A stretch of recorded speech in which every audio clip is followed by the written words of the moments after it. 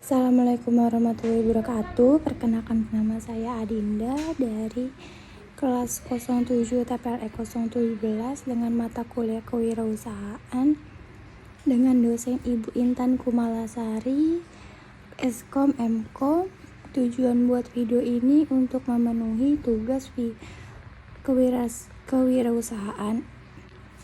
Untuk pertama, jelaskan pendapat saudara apa pengaruh dari konflik Rusia dan Ukraina bagi ekonomi global. Jawabannya, perang Rusia dan Ukraina ini memberikan dampak sangat serius bagi ekonomi global, sehingga juga menyebabkan kebijakan moneter dan fiskal di setiap negara semakin kompleks. Dampak perang Rusia dan Ukraina akan terlihat dari kenaikan harga, kenaikan energi dan komoditas, termasuk gandum dan biji-bijian. Ini bakalan melonjak. Kondisi tersebut akan menambah tekanan inflasi global yang tengah berlangsung akibat gangguan rantai pasok dan penguatan permintaan. Guncangan harga akan berdampak di seluruh dunia, terutama rumah tangga miskin, sebab makanan dan bahan bakar merupakan proporsi pengeluaran yang cukup besar. Sehingga risiko tersebut, krisis Rusia dan Ukraina akan menciptakan kompromi kebijakan yang kompleks, padahal banyak negara tengah berupaya memulihkan ekonomi akibat pandemi COVID-19. Negara-negara yang memiliki hubungan ekonomi sangat dekat dengan Ukraina ini dan Rusia berada pada risiko kelangkaan dan gangguan pasokan tertentu. Mereka juga paling terpengaruh oleh meningkatnya arus masuk pengungsi. Untuk yang kedua, jelaskan pendapat saudara apa dampak dari konflik Rusia dan Ukraina bagi perekonomian di Indonesia. Dampaknya ada beberapa. Dampak terhadap harga minyak dan BBM. Rusia adalah penghasil minyak terbesar kedua di dunia. Akibat peperangan tersebut terjadi antara Rusia dan Ukraina, Amerika ini memutuskan untuk melakukan embargo ekonomi pada Rusia. Akibatnya pasokan minyak mentah di dunia ini akan berkurang. BBM yang merupakan turunan dari minyak tanah tentu saja akan berkurang juga persediaannya, padahal dari tahun ke tahun kebutuhan akan minyak dan BBM ini terus meningkat.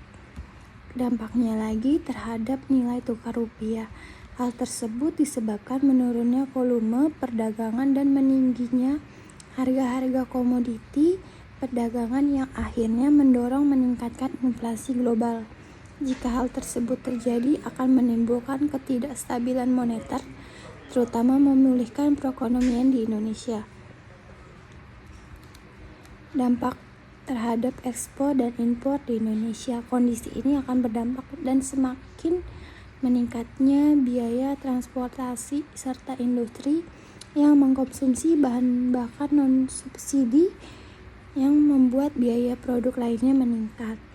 Untuk soal yang ketiga, dengan berimbasnya perekonomian di Indonesia, jelaskan pendapat saudara hal apa saja yang mempengaruhi bisnis yang sudah saudara buat dalam proposal bisnis.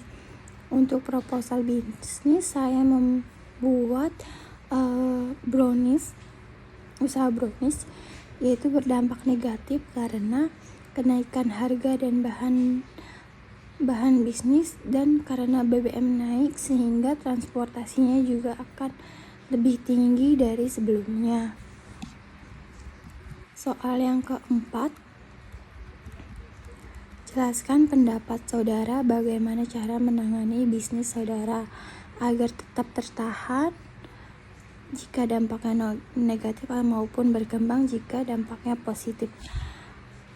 Yaitu caranya melakukan efisiensi biaya secara maksimal dalam setiap proses produksi memerlukan biaya terhadap beberapa biaya yang tidak dapat dihindari oleh perusahaan, seperti bahan baku, bahan penolong, tenaga kerja, dan biaya-biaya produksi lainnya. Namun dalam proses produksi biaya yang digunakan seringkali lebih tinggi dari standar biaya yang telah ditentukan sebelumnya. Penyebab utama tingginya biaya produksi antara lain pemborosan bahan baku dan bahan penolong, pemborosan waktu kerja di perusahaan, pemborosan dalam penggunaan mesin dan peralatan, pemborosan dalam menggunakan modal kerja.